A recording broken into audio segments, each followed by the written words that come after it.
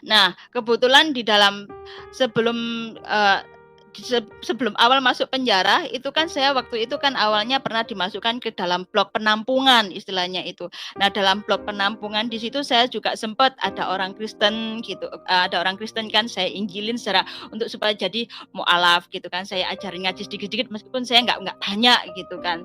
Saya ngomong tentang Islam. Oh, Islam adalah agama yang sempurna. Kalau kamu masuk gini begitu kan ya. Terus akhirnya ya mereka ya pada waktu itu nggak baik tapi kayak sok suci gitu kan. Memang dulu saya memang apa ya kalau ada temen yang mau masuk Kristen gitu kan rasanya itu mencibir. Amit-amit naudzubillah min dalit sak nakal-nakalku ojo sampai aku ini apa namanya murtad gitu kan. Intinya seperti itu. Pokoknya ada temen yang masuk Kristen saya langsung bilang seperti itu. Terus Ya. habis gitu ya saya lanjutkan Pak ya, mohon maaf. Ya. Terus gitu saya dipindah di Blok F ya. Di Blok F itu teman-temannya nggak fanatik, baik-baik juga karena banyak yang Kristen di situ. Dia Kristen, Tuhan Yesus baik. Terus bilang, oh pacar kamu Kristen, kamu ikut Kristen aja. Nanti kamu menikah Kristen itu enak loh. Kamu nggak akan diselingkuin. Kalau soalnya nikah Kristen itu hanya satu aja, nggak mungkin dipoligami gitu karena nggak boleh gitu kan. Sempet hati ya nggak goyang nggak gimana ya, cuma dengar-dengar gitu aja. Terus ada temen ngajak, ini Paskah, ayo kita ke Paskah gitu kan. Di penjara. Terus habis itu saya ngikut aja. Saya ngikut aja ke Paskah, datang ke gerejanya Rutan situ kan. Saya datang ke situ, saya masuk gitu kan. Wow, saya enggak tahu itu kenapa itu begitu saya masuk, enggak tahu entah mengapa gimana kok saya ini menangis terus. Ya namanya sedih bukan, ya namanya bahagia itu ya enggak tahu. Saya itu dalam hati sampai heran sendiri. Loh, saya ini nangis apa? Ya, puji nama Tuhan, salam sejahtera untuk kita semua. Jumpa lagi bersama saya di channel ini, channel Mateus Teva. Sangat bahagia sekali kita masih diberi kesempatan untuk saling bertatap muka di channel ini sekalipun dalam keadaan online teman-teman. Ya teman-teman, pada kesempatan ini kami akan menayangkan sebuah kesaksian yang sangat amat sedih dari seorang muslimah, di mana ia dari anak yang dilantarkan orang tuanya bercerai dan kemudian ia diangkat oleh dua orang tua, tapi kemudian kedua orang tua yang mengangkatnya mereka berpisah. Nah, ayah angkatnya adalah seorang yang sangat kaya dan ia mau untuk tinggal bersama ayah angkatnya. Namun ia tidak menyangka bahwa akan pada akhirnya ia akan dilecehkan atau diperkosa oleh ayah angkatnya. Nah sahabat Tuhan, hidupnya mulai berantakan dan sangat-sangat hancur. Akhirnya ia mulai terjun di dunia malam dan ia juga mulai memakai atau mengonsumsi narkoba. Nah seperti cuplikan video yang kita dengarkan bersama bahwa pada akhirnya ia ditangkap dan dipenjarakan. Nah sahabat Tuhan, penasaran dengan kisah perjalanan hidupnya, bagaimana ia mengenal akan Tuhan Yesus atau bagaimana ia murtad menjadi pengikut Kristus dan bagaimana Tuhan melawat hidupnya? Mari kita sama-sama tonton kesaksian berikut ini. Ucapkan shalom, selamat malam semua saudara yang dikasihi Tuhan. Terima kasih, senang saya bisa berada di sini ya. Dan ini pertama kali bisa saya live secara YouTube ya. Biasanya kesaksian saya itu dari seorang ke seorang gitu kan. Kalau ada customer atau teman atau saudara baru saya live. Terima kasih. Dulu saya adalah seorang muslim. Pada waktu kecil saya diajarkan sholat tentunya pada nenek saya. Dan dalam keluarga saya tidak ada satupun yang ada keturunan dari Kristen begitu ya. Dari nenek, opa-opa, eyang-eyang tidak ada sama sekali. Kalau kejawen iya, tapi kejawennya akhirnya Islam, kejawen Islam begitu kan. Singkat cerita, pada waktu dari kecil sampai SD, sampai kakek saya dulu dirawat oleh kakek sama nenek karena orang tua saya berpisah, cerai. Akhirnya saya dirawat oleh kakek dan nenek. Kemudian pada waktu saya SD, kakek saya meninggal dan akhirnya saya harus dirawat oleh nenek. Cuma waktu itu nenek tidak mengalami permasalahan ekonomi. Waktu ditinggal Eyang Kakung, kehidupannya morat-marit. Eyang Kakung meninggalkan banyak hutang karena ditipu orang. Akhirnya saya tinggal sama Bude. Eyang saya pergi ke Solo untuk bekerja mencari nafkah demi menghidupi sekolah saya, menghidupi kakak saya, maksudnya om saya. Saya masih punya om yang kecil sebaya dengan saya pada waktu itu. Singkat cerita, saya diasuh oleh Bude yang begitu mengasihi saya sampai SMP. Tapi Bude saya waktu itu keadaannya kurang mampu istilahnya untuk makan aja kadang-kadang sampai pinjem-pinjem menggadein apa itu namanya baju atau apa. Sehingga Bude saya ini punya Pak D ipar yang kaya tapi nggak punya anak. Lalu Pak D ipar itu ingin mengangkat saya sebagai seorang anak. Lah, disitulah saya akhirnya dengan kerelaan hati Bude sama nenek saya sebetulnya nggak tega melepaskan saya.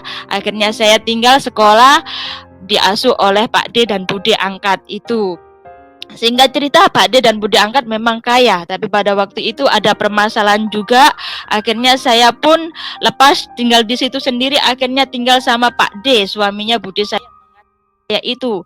Di situ saya tinggal di sebuah hutan karena Pak D saya seorang perhutani. Saya tinggal di hutan di situ sama Pak D saja berdua.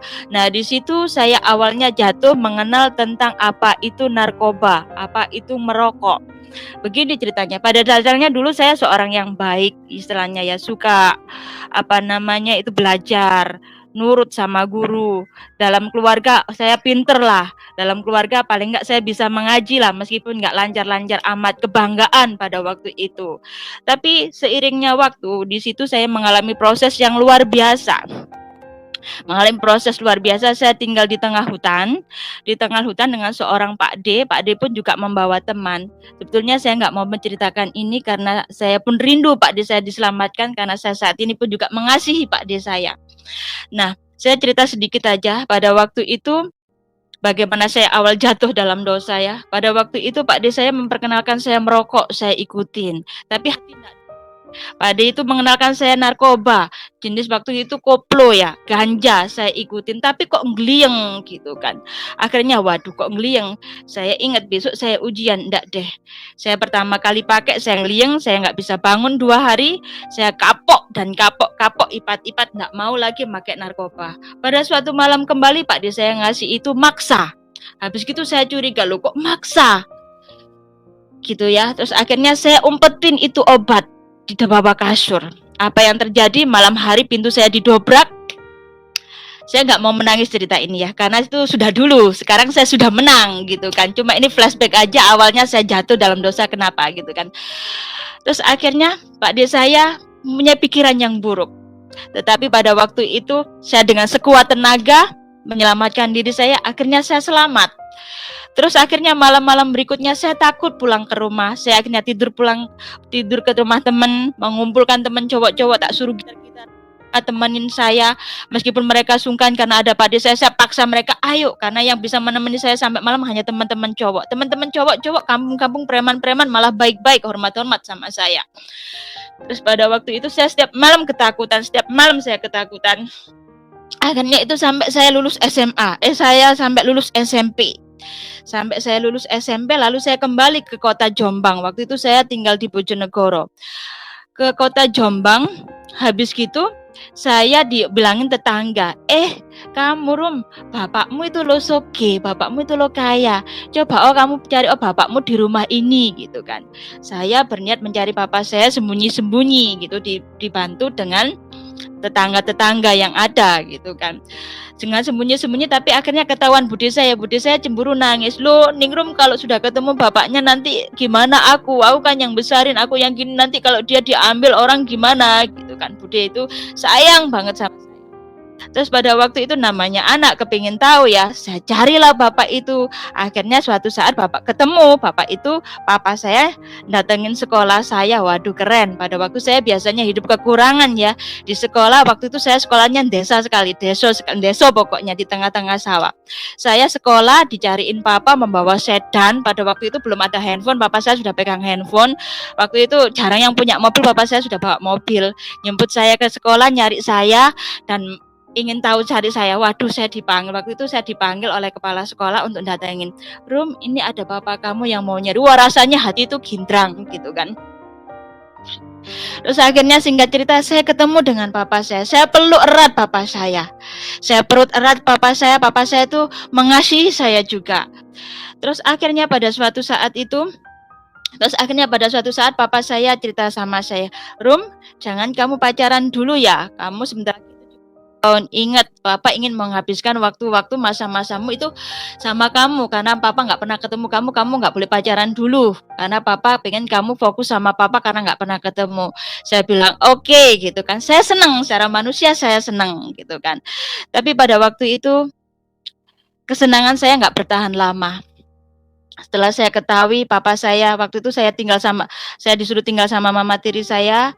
Mama tiri saya sayang banget sama saya, menerima saya apa adanya, cinta banget sama saya. Saya tinggal sama papa tiri saya.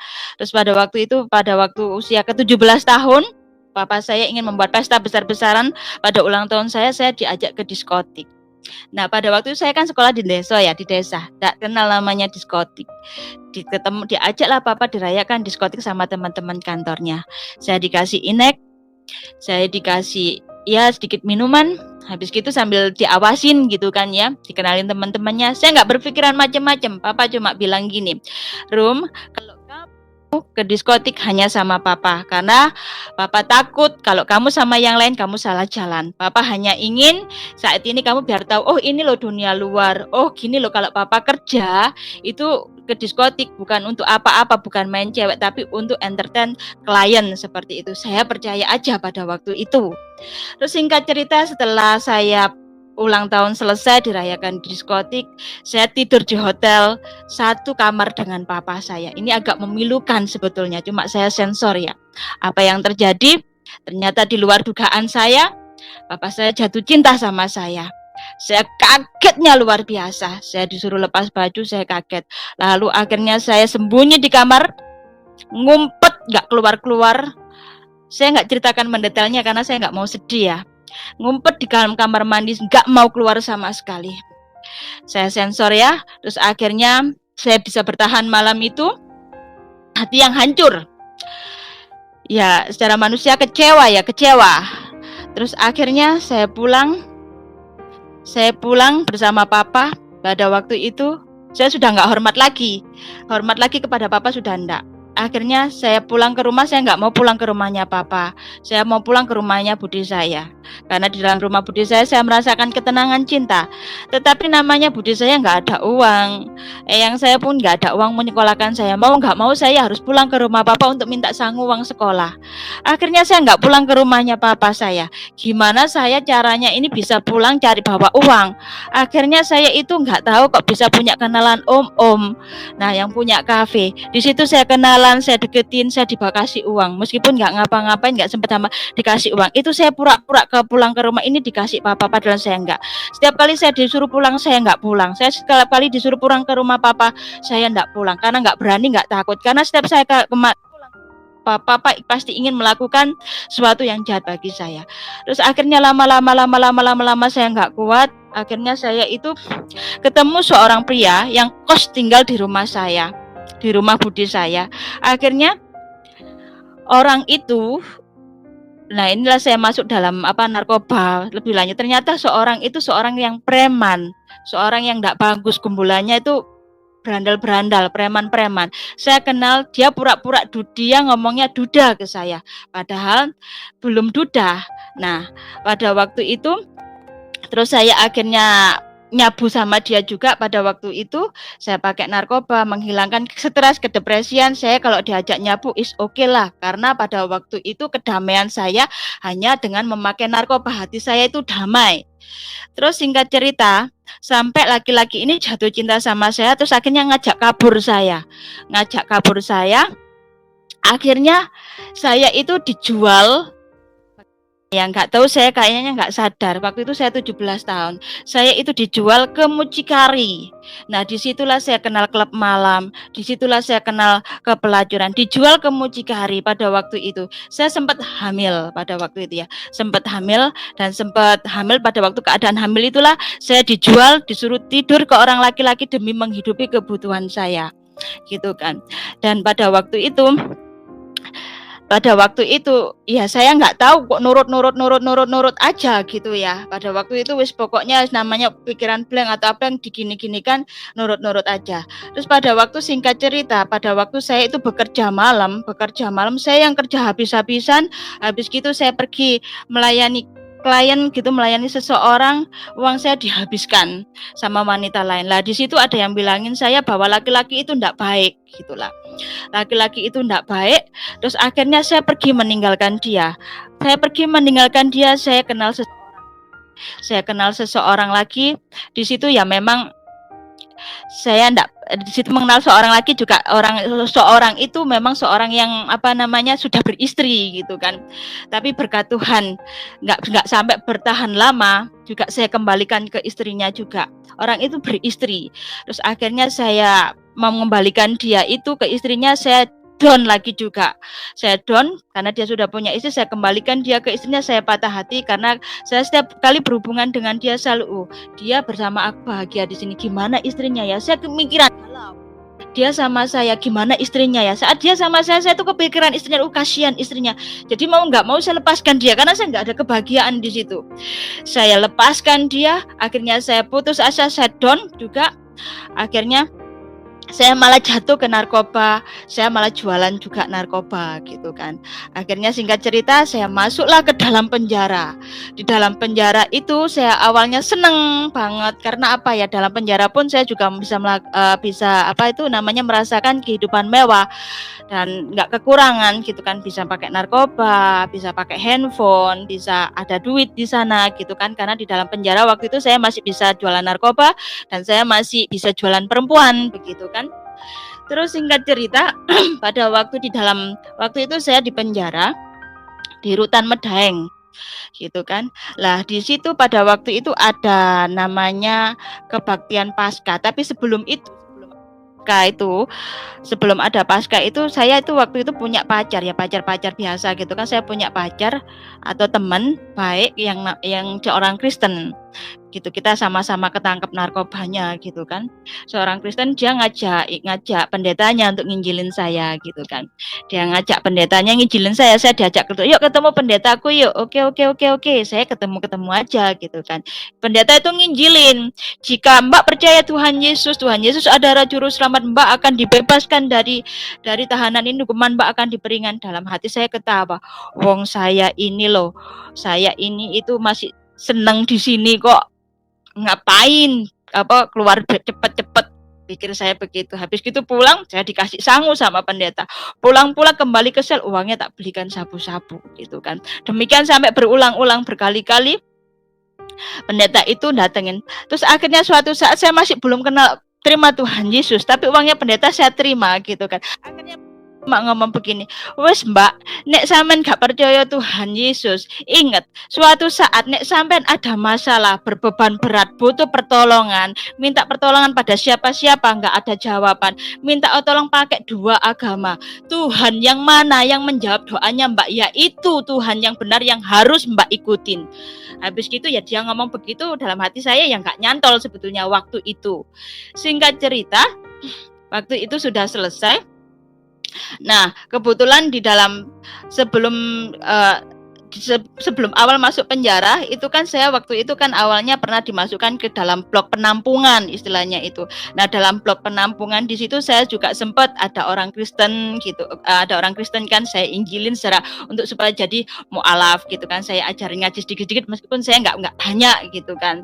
Saya ngomong tentang Islam. Oh, Islam adalah agama yang sempurna. Kalau kamu masuk gini begitu kan ya.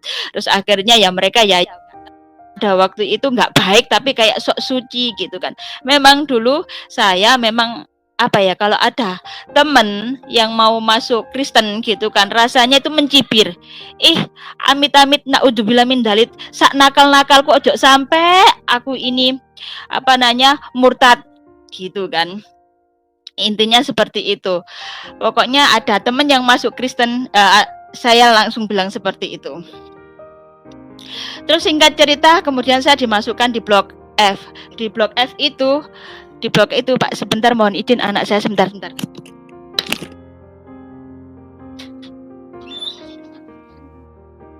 Ya, sebentar ya teman-teman ya. Kita lagi ini. Mohon maaf Pak, anak Iya, saya nggak apa-apa. Daningrum bisa dengar ya? Iya, bisa dengar Pak. Terus Ya. habis gitu, ya saya lanjutkan Pak ya, mohon maaf. Ya. Terus gitu saya dipindah di blok F ya. Di blok F itu teman-temannya nggak fanatik, baik-baik juga karena banyak yang Kristen di situ. Dia Kristen, Tuhan Yesus baik. Terus bilang, oh pacar kamu Kristen, kamu ikut Kristen aja. Nanti kamu menikah Kristen itu enak loh. Kamu nggak akan diselingkuin. Kalau soalnya nikah Kristen itu hanya satu aja, nggak mungkin dipoligami gitu karena nggak boleh gitu kan. Sempet hati ya nggak goyang nggak gimana ya, cuma dengar-dengar gitu aja. Terus ada temen ngajak, ini Paskahan, ayo kita ke Paskah gitu kan. Di penjara. Terus habis itu saya ngikut aja. Saya ngikut aja ke Paskah, datang ke gerejanya Rutan situ kan. Saya datang ke situ, saya masuk gitu kan. Wow, saya enggak tahu itu kenapa itu. Begitu saya masuk, enggak tahu entah mengapa gimana kok saya ini menangis terus. Ya namanya sedih bukan, ya namanya bahagia itu ya enggak tahu. Saya itu dalam hati sampai heran sendiri. Loh, saya ini nangis apa? Saya ini nangis kenapa? Waduh, saya malu sampean. Malunya itu gini, loh kamu kok nangis kenapa? Dalam hati, kalau ada orang yang tanya, saya nangis kenapa ya? Oh wis tak jawab, inget rumah aja lah, inget kampung. Padahal juga enggak tahu itu kenapa nangis terus dari awal sampai akhir ibadah selesai saya nangis terus di situ. Habis gitu ibadah selesai, saya kembali ke sel, sudah. Saya pun juga sholat, meskipun saya pakai narkoba, saya pun tetap sholat dan seperti nggak ada apa-apa. Pun akhirnya saya kepingin bertahan tinggal di Rutan supaya saya nggak di layar ke Malang. Saya mencoba diskusi dengan adminnya situ, saya nggak bisa. Ternyata saya harus dikirim di Malang ke penjara khusus wanita. Saya akhirnya ikut di penjara wanita. Nah, di dalam penjara wanita inilah saya ingin betul-betul bertobat. Saya ingin hidup saya itu baru. Saya tapi mencarinya secara muslim gitu kan. Saya di situ memberi diri, enggak narkoba, enggak ngerokok, enggak ngapa-ngapain gitu kan. Saya mulai sembahyang tekun, sembahyang tahajud, bahkan saya sampai sempat puasa Senin Kamis kepingin bertobat. Tapi apa yang terjadi? Saya pingin bertobat. Kalau dulu saya memang kepingin bertobat itu pastilah semenjak saya dulu ya masih kerja malam, saya kepingin berhenti narkoba. Saya kepingin itu dengan kekuatan saya mentok 3 bulan habis gitu kumat lagi, mentok 3 bulan habis gitu kumat lagi, narkoba lagi. Habis gitu saya di Malang betul-betul ingin bertobat. Saya mempunyai kesempatan di sini nggak ada narkoba, nggak ada apa-apa. Jadi nggak mungkin lah saya bisa narkoba, nggak mungkin lah saya bisa melakukan kejahatan. Ternyata apa yang datang malah kejahatan baru yang belum pernah saya lakukan sama sekali, yaitu hampir saya jatuh cinta sama perempuan. Bahaya enggak? Itu sudah memalukan enggak? Saya sudah berzina, saya sudah begini begitu. Tapi kalau seandainya ditambahin dosa lesbi, gimana perasaan orang tua saya? Nah, ceritanya itu begini. Di waktu saya putuskan untuk cari Tuhan, cari Allah dengan sungguh-sungguh, saya ingin bertobat dengan sungguh-sungguh. Ada wanita cantik yang ngomong cinta ke saya. Cina ya, ceweknya Cina cantik gitu kan, ngomong cinta ke saya. Secara akal pikiran saya tahu, waduh, secara manusia cinta kepada perempuan itu enggak baik lah. Gimana Tuhan tolong aku, ya Allah tolong aku, kok aku cinta sama perempuan. Gimana nasib eyangku, gimana nasib orang tuaku, budeku, kalau aku pulang-pulang gandeng perempuan. Enggak, Tuhan, itu mengerikan. Tapi apa yang terjadi? Saya tambah cinta sama orang itu.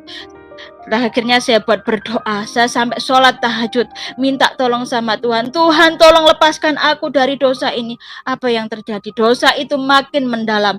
Malah saya termimpi-mimpi anak itu. Terus akhirnya anak itu kan nggak tak jawab cintanya. Akhirnya dia pergi bersama lain. Rasanya hati ini cemburu. Saya ini nggak pernah secemburu itu. Saya pacaran dulu nggak pernah ada cemburu seperti ini gitu kan. Ini cemburunya itu memang bener lain gitu. Rasanya kok nggak rela gitu loh. Tapi pikiran ini sadar, hati ini nggak terima. Ini bentrok gitu kan. Tuhan tolong aku, Tuhan tolong aku. Sampai pada suatu saat saya nggak kuat. Saya betul-betul nggak kuat. Saya pengen lepas dari dosa itu. Bayangkan saya di situ, saya pikir tempat paling aman ya. Sudah nggak boleh ngerokok di sini, nggak bisa masukkan rokok, nggak ada narkoba. Saya pikir saya di situ bisa hidup suci. Saya di situ saya pikir bisa cari Tuhan, sembahyang dengan Allah, dengan apa bermadu kasih dengan Allah, hidupku saya berubah. Ternyata enggak, dosa lesbian tidak pernah saya bayangkan dan nggak ada bibitnya dari saya. Tuhan izinkan menyerang saya. Dan di situ pun saya istilahnya terus akhirnya kan saya semakin tekun ya, diserang penyakit lesbi itu saya semakin tekun cari Allah ya, saya semakin tekun sembahyang, sholat tahajud. Nah di situ ingat saya pakai ruko, saya sembahyang. Tiba-tiba di saat saya sembahyang itu perkataan pendeta itu nancep di pikiran saya. Nancepnya itu begini, jika kamu dalam masalah berat, berbeban berat, doa pakai dua Tuhan. Tuhan yang mana yang menjawab doamu, ya itu yang kamu harus ikuti. Langsung mancep di sini tuh inget gitu kan. Terus akhirnya saya dalam keingetan saya langsung bilang gini, mungkin doa saya itu terdengar keras atau gimana, saya nggak sadar di luar kendali saya. Saya doa begini dalam pakai ruku itu dalam keadaan peralatan sholat lengkap ya. Tuhan pencipta hidup, saya nggak bilang Tuhan Yesus waktu itu. Pokoknya Tuhan yang membuat hidup, Tuhan pencipta alam semesta, Tuhan yang menjadikan bumi dan langit, Tuhan yang menciptakan isinya. Tolong aku saat ini Tuhan, selamatkan aku dari dosa ini Tuhan, sampai nangis gitu. Selamatkan aku dari dosa ini Tuhan, tolong aku Tuhan. Siapapun Tuhan itu, tolong aku Tuhan. Akhirnya ada teman saya yang Katolik itu ngasih saya tulisan kecil yang bergambar. Gambarnya itu gambar Tuhan Yesus ngangkat anak yang sedang orang yang sedang jatuh ke jurang gitu. Lalu ada tulisannya, jika kamu berbeban berat, jika kamu jatuh dalam jurang yang paling dalam, jika engkau percaya kepadaku, maka aku akan menyelamatkanmu. Melihat kata-kata itu, rasanya hati langsung aja saya iman. Iya, aku percaya Tuhan Yesus akan menyelamatkanku. Puji Tuhan, damai sejahtera Allah melingkupi saya saat itu juga. Akhirnya saya malam bisa tidur tenang, saya bisa istirahat dengan damai sejahtera. Akhirnya puji Tuhan, saya dibebaskan dari lesbi. Itu mujizat pertama. Kenapa saya mengakui Tuhan Yesus adalah Tuhan yang hidup, Tuhan yang benar, karena Dia adalah penjawab doa. Dia mendengarkan doa saya waktu saya mengimani Tuhan Yesus adalah selamat saya. Terjadi damai sejahtera melingkupi saya, harapan baru. Dulu saya orangnya nggak ada pengharapan, paling mati masuk neraka. Itu sudah tertanam di pikiran dan hati saya. Karena apa? Yang saya lakukan semuanya itu cita-cita aja dulu. Kumpulannya pembunuh bayaran, kumpulannya mafia begitu istilahnya kan, begitu kan, preman begitu. Wis pasti mati masuk neraka gitu kan, nggak ada jaminan masuk surga. Tapi puji Tuhan, mulai saat itu saya mendapat pengharapan baru. Nggak tahu pengharapan baru apa. Saya mengalami hari-hari di penjara, rasanya sukacita, damai sejahtera. Saya mencari Tuhan waktu itu hanya dibantu teman-teman, tapi saya nggak boleh pergi ke gereja ya. Dibantu teman-teman, kalau teman-teman pergi, ada ya kan waktu di blog di sel itu ada 3 orang yang Kristen, yang lainnya Muslim. Itu kalau pulang dari gereja itu ngasih firman saya. Terus akhirnya saya itu baca firman dari Kejadian ke apa, terus saya dikasih kitab kecil itu Perjanjian Baru, saya baca, ada yang ngasih itu Alkitab. Pokoknya saya baca itu, ternyata bekal bagi saya. Firman itu lah yang menjadi bekal saya.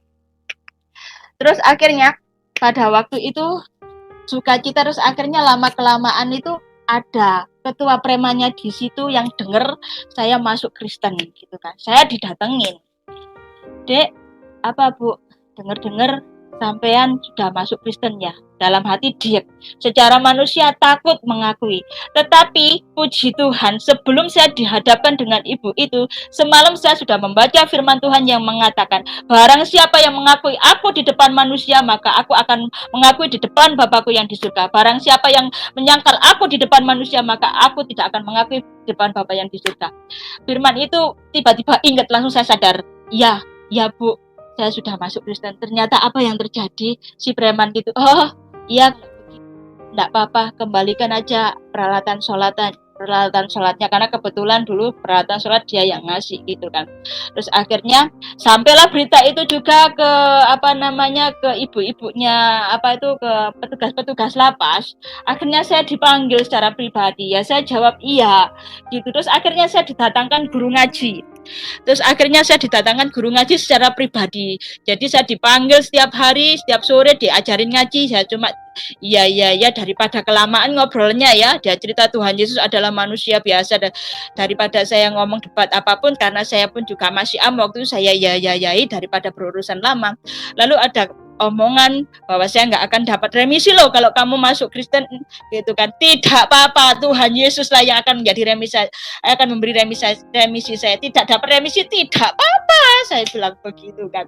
Tapi pada waktu itu puji Tuhan, saya tetap dapat remisi. Setiap hari saking cintanya sama Tuhan Yesus, saya mencatat itu di hari, setiap hari itu isinya bukan cowok, tapi Tuhan Yesus toh.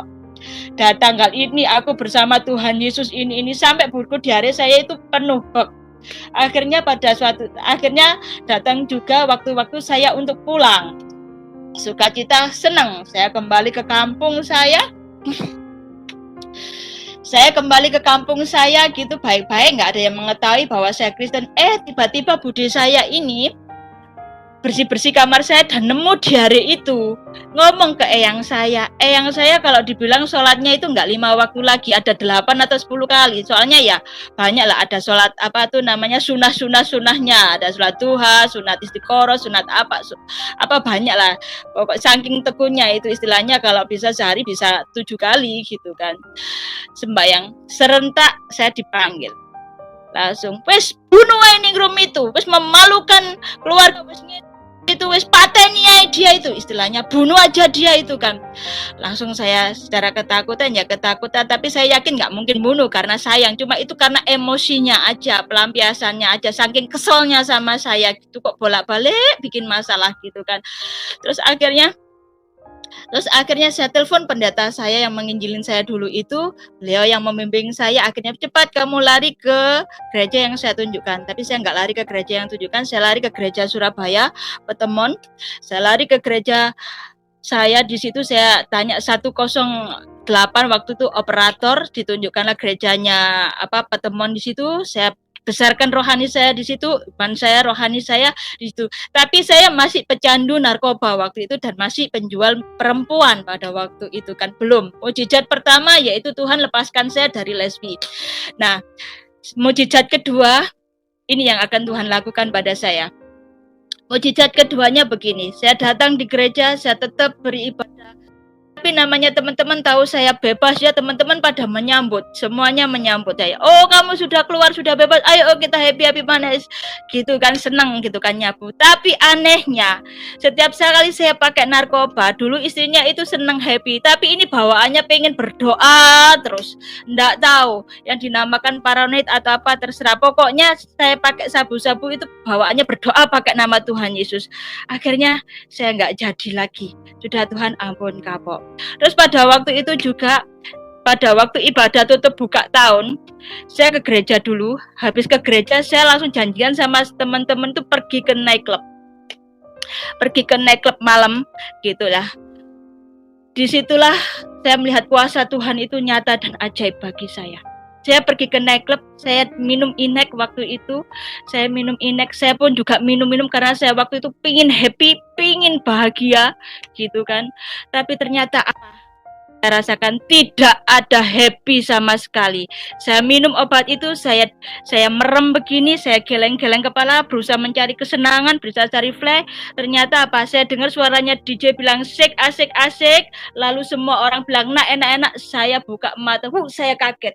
Kok semuanya kayak menyembah setan? Kok kayak semua terhipnotis? Padahal mereka semua kalau nggak tahu itu mata saya itu seperti ada urapan ilahi gitu loh. Saya kaget gitu loh. Kok semuanya kayak menyembah setan, kayak semuanya terhipnotis oleh setan. Ampun Tuhan, saya mau pulang Tuhan. Tidak, saya ketakutan di situ dengan oh Tuhan, ampun Tuhan, saya mau pulang Tuhan, saya enggak mau lagi Tuhan di sini, tolong saya Tuhan. Langsung seketika itu saya minta teman saya, sayang ayo kita pulang. Kamu gila ya, di sini sudah bayarnya mahal, datang sini susah-susah karena tahun baru itu kan macet gitu ya, tapi kamu kok mau pulang? Enggak, saya mau pulang. Teman-teman megangin saya, kirain saya paranoid.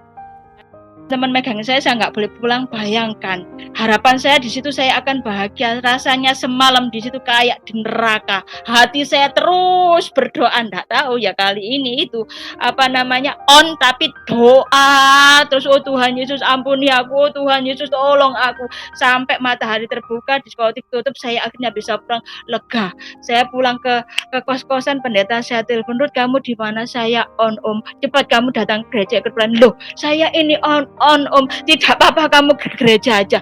Loh ya apa sih ini Bapak Gembalaku ini kok saya on kok disuruh ke gereja ya, saya manut aja waktu itu kan, ikut pelayanan ya yo aja. Itu terakhir saya kali pergi menginjakkan diskotik. Ajaib Tuhan selamatkan saya. Padahal saya pada waktu itu pecandu beratnya dari SMP usia 17 tahun sampai 23 tahun, 17, 18, 19, 20, 21, 22, 23, 24-an lah sampai saya masuk penjara.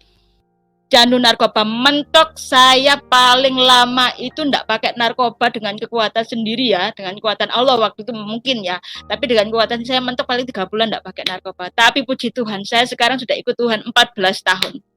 13 tahun lah totalnya, jadi saya nggak pakai narkoba. Saya dulu tantang sama Tuhan Yesus, Tuhan, saya dulu itu mentok paling 3 bulan sih, aku malah Tuhan Yesus ini berapa lama sih aku nggak pakai narkoba. Ternyata ajaib Tuhan, memang saya terus akhirnya sekarang saya 12 tahun lah totalnya ya, bersih-bersihnya 12 tahun saya nggak nyentuh narkoba sama sekali. Itu mujizat kedua yang Tuhan lakukan pada saya. Padahal dulu nenek saya istilahnya berdoa sungguh-sungguh buat saya supaya saya bisa berhenti narkoba. Mama saya nyuruh saya, kamu ningrum, kamu masuk kamar, kamu berzikir itu sampai 1100 kali. Akhirnya saya ngantuk di dalam kamar. Apa yang terjadi? Tetap saya besoknya semakin amblas. Bude saya yang suka pergi ke dukun, rokok saya menyen apa supaya saya berhenti, tetap saya aja amblas. Ternyata memang ajaib luar biasa. Kenapa saya ngomong ini mujizat? Karena 7 tahun saya pecandu narkoba dilepaskan bukan dengan kekuatan saya, tapi dengan kekuatan ilahi yang Tuhan berikan sehingga saya mampu. Memang firman Tuhan itu memang benar. Bukan dengan kekuatanmu kamu menjalani hidup, tapi dengan kekuatan Tuhan. Memang setiap firman saya memang bukan ahli Alkitab ya, gak pandai menghafal karena pengaruh dulu, karena ini saya sudah sering ini dipukulin polisi dari sini sampai sini, ini sudah babak belur gitu kan, dulu waktu zaman masih narkoba begitu kan. Itu mujizat kedua bagi saya. Kemudian mujizat ketiga bagi saya ini yang pada waktu itu saya memang mau ngelepas itu susah karena sudah bertahun-tahun saya lakukan dan uang itu pun enak gitu kan. Tetapi cara Tuhan pun juga aneh. Saya dulu nggak terbesit saya bisa lepas dari pelacuran atau penjualan anak. Memang pada dasarnya pekerjaan saya itu baik, marketing di sebuah perusahaan, saya jadi sales atau apa, tapi caranya yang seperti cara dunia lakukan. Saya dulu menganggap tidak ada pekerjaan yang halal, semua pekerjaan pasti haram. Pekerjaannya itu baik, tapi caranya itu nggak baik, karena saya diajarin dulu dari orang tua saya, papa saya, cara melobi tamu, dapat klien pasti kasih cewek lah, inilah, begitu. Itu kebawa dalam diri saya. Memang saya bagus dalam mencari di pekerjaan, memang bagus gitu kan. Tapi caranya yang nggak benar sehingga saya itu jatuh dalam dosa mucikari. Akhirnya apa? Mami-mami mencari saya, nona-nona mencari saya untuk dicarikan tamu. Akhirnya saya ketagihan. Saya dikasih 30%. Wow, lumayan gitu kan. Dan punya trik sampai penghasilan yang bagi saya waktu itu banyak ya. Paling enggak itu 30 juta lah, 30 juta lah per bulan itu. Tapi waktu itu ya uang setan dimakan jin, dikirikitin tuyul gitu, enggak tahu entah kemana gitu kan. Singkat ceritanya, pada waktu itu saya sudah bertobat nih ya. Saya sudah bertobat. Maksudnya sudah mengenal, sudah ikut Tuhan, memang sudah ikut Tuhan ya. Karena sudah dosa kedua berhenti narkoba itu kan, dosa ketiga ini tiba-tiba itu kan tiap hari itu kan memang ada polisi yang mungkin minta jatah gitu kan, minta ini, minta apa gitu kan. Tiba-tiba kayak saya ketakutan dengan sendirinya. Sepertinya kayak polisi itu di mana-mana mengelilingin saya. Saya sembunyi di bawah kolong kasur, saya sembunyi di mana itu di bawah bed cover. Tolong aku, padahal enggak ada yang nyari, enggak ada siapa-siapa yang nyari. Rasanya seperti dikejar-kejar dosa. Dikejar-kejar dosa itu rasanya aduh enggak enak gitu kan. Terus akhirnya saya pun sampai jerit, ampun Tuhan, sampai kerukupan apa itu namanya selimut. Ampun Tuhan, ya Tuhan, ampun Tuhan, ya saya nyerah, saya tobat Tuhan, saya tinggalkan semuanya Tuhan, saya nyerah Tuhan, ampun Tuhan, tolong saya Tuhan, lepaskan dari dosa ini Tuhan, tolong ya saya nyerah, saya akan meninggalkan dosa-dosa ini semua Tuhan, saya akan tinggalkan. Detik itu saya ngomong sama saya akan. Akhirnya Tuhan lepaskan, wis gak jadi ketakutan, damai. Besoknya saya beristirahat ikut pelayanan Bapak Gembala melayani pemulung. Lah Bapak Gembala terus terang sama Ibu Gembala, saya nggak tahu ada pekerjaan yang berat itu yang saya tinggalkan karena waktu saya mau bersaksi tentang itu tuh malu gitu kan. Masa sudah kenal Tuhan kok pekerjaannya masih itu gitu kan. Terus akhirnya saya ikut Bapak Gembala, Ibu Gembala pelayanan, dilihat, Lurut lihat ya, mereka Rut ya ngamen gitu kan, mulung gitu. Mereka sukacita ya, ditanya. Ada sukacita Bu, sukacita Kak Rut, hati dengan senyum itu mereka. Ya Tuhan, ternyata kebahagiaan sukacita bukan dilihat dari materi. Bapak Gembala memberikan firman yang firman ini tertancap dalam diri saya sampai sekarang, yaitu kita hidup bukan dari roti, tapi kita hidup dari firman Allah. Firman itu yang saya tangkap, saya masukkan dalam hati. Ya, aku hidup bukan dari roti, aku hidup dari firman Allah. Firman itu yang jadi bekal saya menjalani hidup lepas dari dosa prostitusi dan penjualan wanita seperti itu. Akhirnya saya jalani hidup itu, dan seorang laki-laki dulu dia ketua kaum muda saya dijodohin sama adiknya pendeta. Ini loh Modi Rut, kamu diantarin Modi. Saya kenal, saya cerita apa adanya. Beliau mencintai saya, menerima saya apa adanya dengan kekurangan saya, mengasihi saya. Keluarganya pun baik, menerima saya apa adanya. Yang saya dulu berpikiran begini, saya dulu nggak mau menikah karena laki semua brengsek, saya anggap begitu kan, nggak ada yang baik gitu kan. Tapi puji Tuhan, saya dulu pernah mengembalikan istrinya orang, suaminya orang. Saya dulu pernah jatuh cinta sama suaminya orang, saya kembalikan meskipun hati saya nggak rela mengembalikan, tapi saya mikir kalau dia sama saya ingat istri, tak kembalikan meskipun setelah saya kembalikan hati saya hancur. Saya melepaskan dia, saya menghilangkan emas, saya mendapat berlian. Seorang yang masih single, imam Tuhan yang melayani Tuhan, nggak terbesit dalam pikiran saya mempunyai seorang suami yang nggak kaya tapi takut akan Tuhan. Itu adalah anugerah, nggak terbesit dalam diri saya itu bisa nggak terbesit dalam diri saya. Terus